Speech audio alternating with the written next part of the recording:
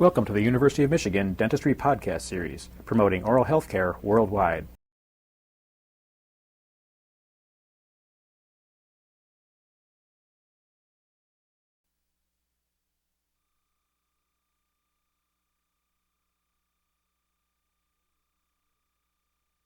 Today we're going to deal with the topic of bonding the Herbst appliance or a bonded rapid palatal expansion appliance. And we have with us today Mr. Paul Gange of Reliance Orthodontic Products.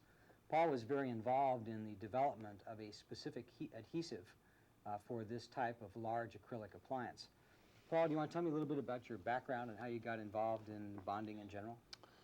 Yes, Dr. McNamara. My first employment in the orthodontic field was with Ormco Corporation for 3 years, and then I was recruited by Lee Pharmaceuticals to head up their orthodontic division. After spending 6 years with Lee Pharmaceuticals, during which time we developed several new adhesives, one of them being a revolutionary no-mix adhesive, which was called Unique at the time, I decided to venture out on my own and develop my own company corporation, which is now Reliance Orthodontic Products. Now, you are quite familiar with the general field of bonding. What unique challenges does bonding a large acrylic appliance like a Herbst or a bonded expander present to you as a manufacturer and distributor of such products? Well, there are a couple unique characteristics that the material should possess. Obviously, it must have very, very high bond strength. It should have a very thin viscosity. What do you mean by thin viscosity? Thin viscosity, such as, for example, after the material is mixed, when it's applied to the appliance, you'd like it to have enough flow so that it will flow evenly throughout the appliance. The rapid palatal expanders, Herbst appliances, have various cracks, crevices, and quite a bit of anatomy to them. Therefore, a thinner material will flow better into the appliance, and then also when you seat the appliance, it allows the appliance to fit perfectly and to seat completely, whereas a thick viscous material may offer some resistance and may not assure a perfect fit. Now Also, that's the opposite in essence to what you would normally expect with regular bonding of a bracket, right? Absolutely, because with a regular bracket bonding, you want something thick, so wherever you place the appliance is where it will be, where it will stay, and there will be no flotation. Mm-hmm. And then the final criteria for having it viscosity thin is so that when the appliance is seated and placed in the mouth, that the excess paste will easily flow out of the appliance and can easily be cleaned up. Okay. How about the working time? Is that something certainly from my perspective is very important? How does the working time of a specialty product differ from what you would normally use from bonding? Well, because it's obviously it's being bonded to several teeth, multiple teeth, as opposed to a direct bond bracket, which is only one tooth. Therefore, you would need adequate working time for the staff member to mix the material, load it into the appliance, check the appliance and the paste in the appliance to make sure there are no air bubbles, have you seat the appliance, and then do your cleanup. And all of this has to be done during the working time of the material. If it's done while the material is going through what we call a gel period, or the period where it's starting to set, you can reduce your bond strength by as much as 70% in some cases. Okay. I think it would be of interest now to go through the bonding procedure, at least a simulated bonding procedure, and I'd like you to address each of the steps so that the clinician can be aware of the things that you, as the manufacturer of the product, would be saying would be very important. Go ahead. The first step, because the appliance that you've chosen today is an acrylic appliance, is we have to form a chemical bond between the adhesive paste that we're using and the appliance. Now, this is done by using a plastic bracket conditioner or plastic bracket primer, which is applied to the appliance in 2 coats. Your first coat is applied at least 1 minute before you're going to bond the appliance. The second coat would be applied immediately before you put the paste into the appliance. And this way you're going to guarantee that you'll have a chemical bond between the paste and the appliance. Now, could this plastic conditioner be applied earlier than a minute before? Absolutely. You could feasibly prime that appliance even 24 hours in advance, and then put your second thin coat on immediately before you're going to put the paste on the appliance. Does the plastic bracket primer, was it soften the acrylic? It actually conditions it, it opens the pores of the plastic so that the adhesive paste will then flow into the plastic and then set up your chemical bond. And it's a very simple procedure, nothing time consuming and nothing where any degree of accuracy is required. Special care should be given to make sure that you do coat all areas where the adhesive will touch the appliance, to make sure that the adhesive does bond chemically to all areas of the appliance. Can you use too much of the conditioner? You could if your second coat was applied in too thick of a layer and the appliance was not seated properly, then once again you would not have good contact between your paste and your appliance itself. All right, so the first step then is to do the initial conditioning, shall we say, of the plastic appliance. All right, now we've gone to the mouth, and either the chairside assistant or the clinician is going to prepare the teeth. So we're going to be, first of all, talking about using an etching material. Exactly. Let me go back one step before that.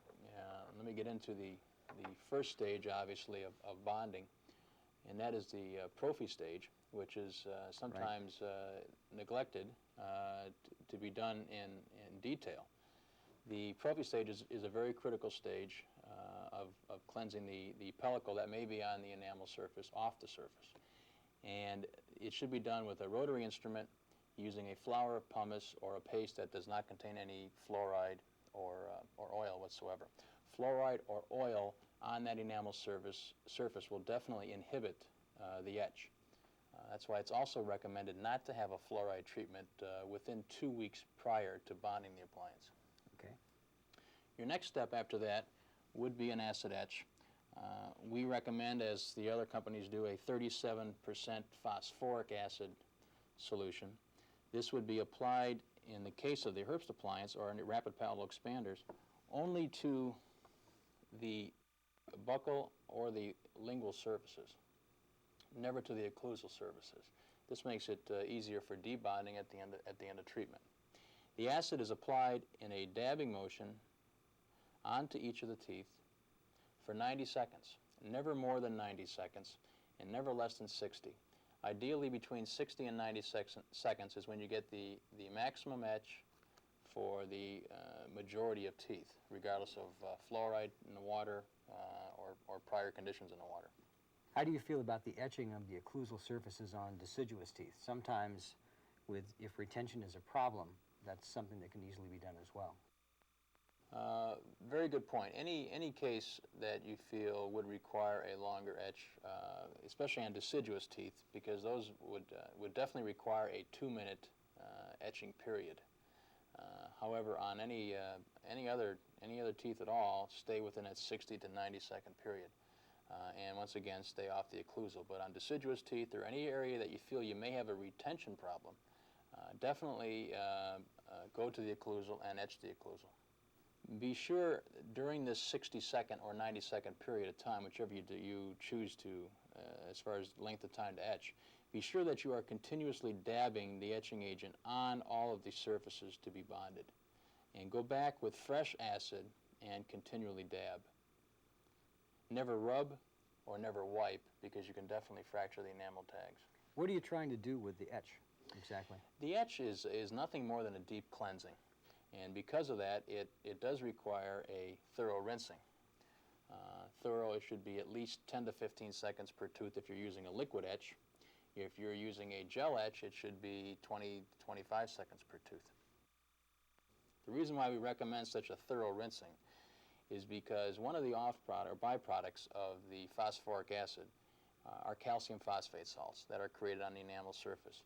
And these cannot be removed by just a quick squirting of water. They need copious amounts of water for 10 to 15, 20 seconds per tooth to totally rinse off these calcium phosphate salts and leave you with a clean, dry area to bond to. All right, so that, for example, if you had 8 teeth in the upper arch, the cuspids, the first and second deciduous molars or first and second bicuspids, and then the first molars, you're looking at 120 to 160 seconds, basically. Right, you're looking at a very long process. However, we feel that if the prophy stage and the etching and rinsing stage are followed to a T, this will end, your end result will be a lot better results throughout the whole period of treatment. Okay. All right, so thus far we've talked about priming the appliance, the prophy, the etch, and the rinse, right? Now how about drying off the area? On the drying area, it should be done once again with clean, oil-free air. And you can test this easily by taking your handpiece and just spraying onto a Kleenex or a tissue to see if there is any oil present. If there is, or if you feel at any time after you have etched, rinsed, and dried that there's a possibility of moisture contamination or saliva contamination, go back and re-etch for 15 seconds, and then go back through the thorough 10 to 15 second rinsing. Okay. Now, at this point in time, you recommend putting on some type of a sealant, isn't that correct? Exactly. The sealant actually with the Excel material is an optional step, but is one that is definitely recommended for two reasons. One, it does protect that etched enamel from decalcification. And the second is that it does make debonding of the appliance quite a bit easier because you're actually bonding to the sealant bonds to the etched enamel, so when you debond, you have a tendency to take more of the paste off the enamel surface and makes cleanup a little bit easier. What's the purpose of the sealant? Sealant does actually two things. It's a very, very thin viscosity, so it will penetrate very well into the enamel tags. When the paste is applied to the tooth in the form of the appliance, then that will bond chemically to the sealant. So that's the first step. It's critical to encourage the bond strength, and then likewise when you debond it, it makes it quite a bit easier because you don't have the heavily filled paste actually contacting the etched enamel. You have an unfilled sealant and then the heavily filled paste on top of it. So the sealant's actually like a buffer. What do you mean by filled? I know that bonding agents are composed of resin and a filler, right? Right. Do you want to discuss a little bit about what the filler is all about? The filler is where you actually get your strength. And all of your composite materials today are made up of two categories, and that would be resin and filler. And the filler would either be glass beads or quartz beads, whichever the manufacturer chooses. And the filler actually does prevent shrinkage during polymerization. Any shrinkage that may occur during polymerization or throughout the course of treatment, and this can be an ongoing thing, can definitely reduce your bond strength. So in order to get maximum bond strength, we land up putting about 70 to 75% filler depending on the type of material that we manufacture. I think it's time to have you demonstrate the proper preparation and application of the sealer we'll just use this model here for demonstration purposes. What I've done here is I've put one drop of each Part A and Part B sealant onto a mixing pad. And the mixing procedure with the sealant obviously is very simple. It's a quick 3 to 5 second mixing just to incorporate the Part A into the Part B. And then attempting to stay away from the gingiva, because under the gingiva there's always going to be a pocket of saliva that can easily be pulled down onto that etched enamel surface. So in this manner, try to go from the incisal towards the gingival surface, or you can go correspondingly the other way from the gingival towards the incisal, but once again be careful not to get the brush up under that pocket of gingiva. And then likewise on the lingual surface. And it's just a very, very thin coat. This is not a very precise or critical step. It's a critical step, but not a very, very precise application. So you can put a very, very thin coat on it, coat all the teeth, and then you're ready for your next procedure to actually cement the appliance in place. Now, one note here. The question will be posed as to whether you can allow the sealant to polymerize or bond the appliance while it's still wet, and that has no bearing on it because this material, this sealant, will polymerize underneath that paste regardless of whether it's already set when you put the paste on or not. So that has no effect on strength. All right, I suppose now we're ready to actually mix the adhesive. And this particular product, which you have called Excel, has the properties that we talked about before. Exactly. What we've you've done here with Excel, and you'll notice as I dispense out on the mixing pad, as I get into the mixing stage, that it is a very thin material. So we do have the advantage here of a material that will flow easily onto the appliance, can be spread around on the appliance to fill all the crevices that it has to go into, can easily be punctured. If there are any bubbles that are inside the appliance, it can easily be punctured. And then also, because of the viscosity, as you place it, it will allow you to make sure that the appliance is seated firmly in place, and also your excess will definitely flow off from under it. All right, now, just before you mix, then it would be necessary to prime the appliance once again with the plastic bracket primer. That's correct? Exactly. Right before you go, just a very thin coating. All right, I'll go ahead and do that while you start the mix. And once again, this is applied all the way throughout the inside of the appliance, including the occlusal surfaces, because we do want that bonding agent to etch or to connect in that area. Is that correct? Right, exactly.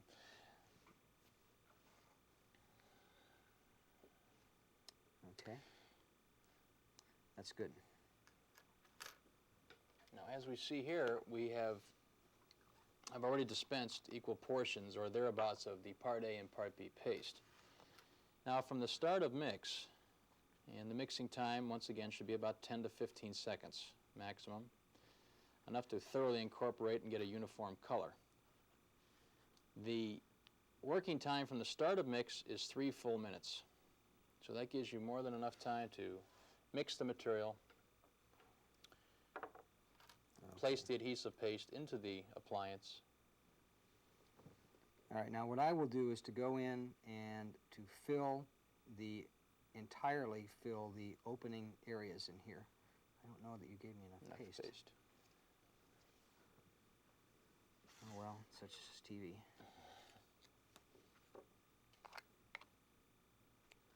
If I don't have enough paste, I'm not going to be able to show the... Yeah, keep going here. That's okay. I'll get this. I got a bunch here for you.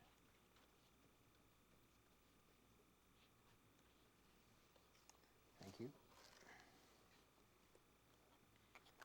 Now this part is usually done either by myself or by a chairside person. It's not really critical who does it as long as you get a very thick amount of material in here covering all the particular areas. You want to make sure that there are no voids.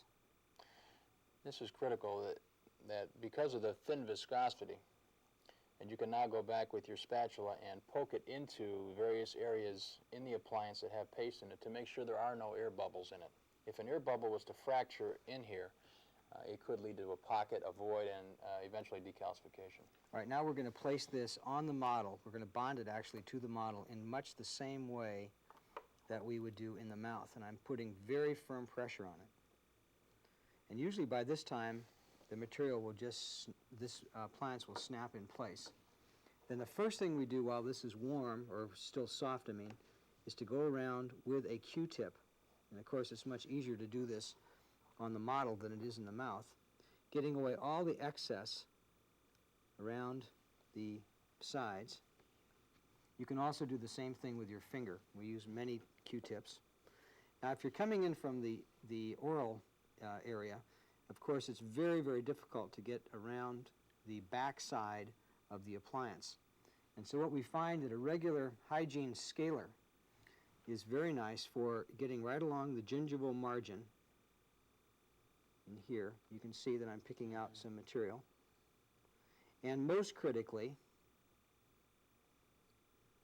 around the back side of the appliance in the area of the distal end of the first molar, because this is oftentimes an area where we'll have a significant amount of flash. So now that we've checked this completely, you'll notice that initially the material is quite soft in its appearance. It becomes much more tacky, and then finally, if after the complete set has occurred, it is virtually impossible to get off the appliance without using a high-speed handpiece or a burr of something of that sort.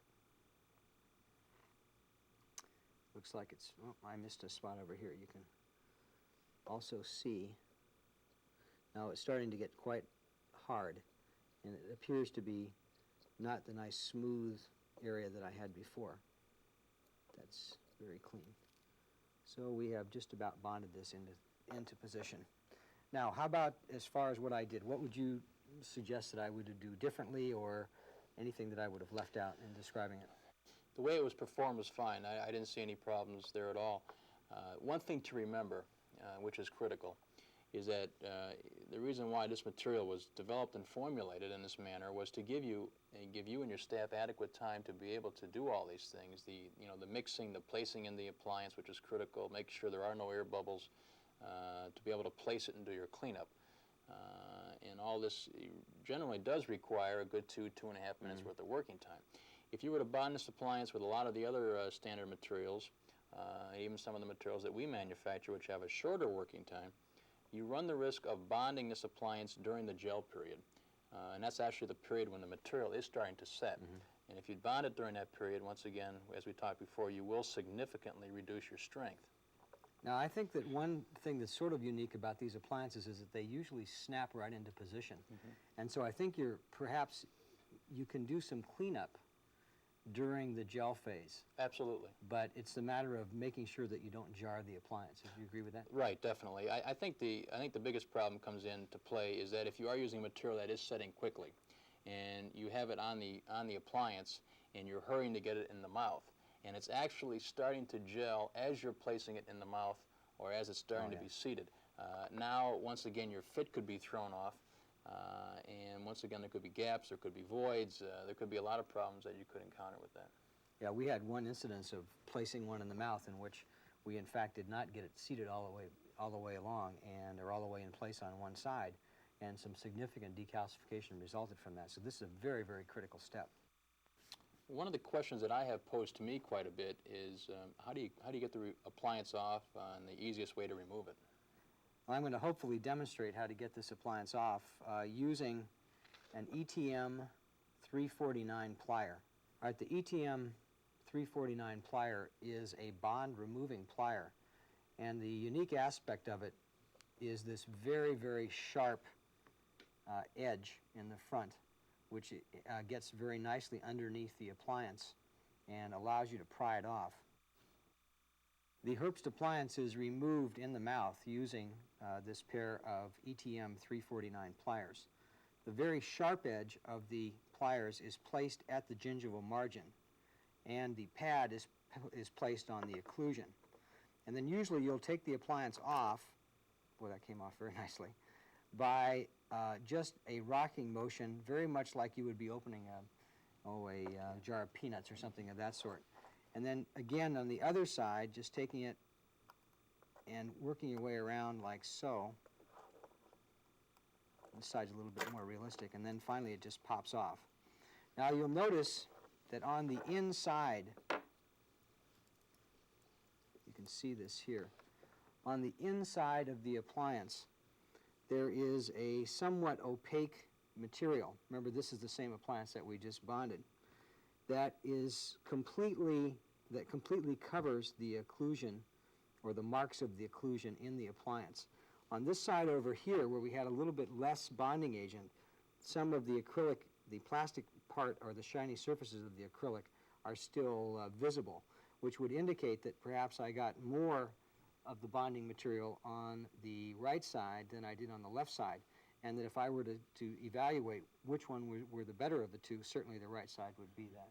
Because we should make sure that when you take off the appliance, that there should be a complete, very thin line of the bonding agent visible on the inside of the appliance. Do you feel that this seals the appliance and prevents any seepage underneath the appliance? Yeah, usually the part of the appliance that we find that there is some food discoloration or so on is right in the gingival margin, as in here. And normally if you see that, there's no evidence of any kind of decalcification. It's when you begin to see voids in the occlusal area that this can be a problem. Another problem that you can have is if the patient wears through the appliance and makes an opening into the occlusal area, which we of course have not etched. And as soon as you see any kind of decalcification or discoloration, or if there's an odor or any kind of bad taste, then that's something that the patient should be advised about, and that as soon as that were to happen, I would immediately remove the appliance from the patient.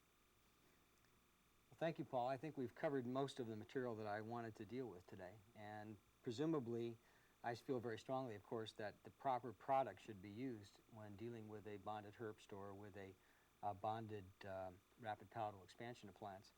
And I think that people can get into some serious trouble in using the wrong type of material. And I thank you for going to the trouble and effort of working out this particular system. Thank you for having me. You've been listening to a presentation from the University of Michigan School of Dentistry, which is dedicated to supporting open learning and open educational resources. This recording is licensed under the Creative Commons. It may be reused and redistributed for nonprofit use. Please attribute materials to the University of Michigan School of Dentistry and redistribute under this same license. For more information on how this and other University of Michigan School of Dentistry recordings may be used, visit www.dent.umich.edu/license.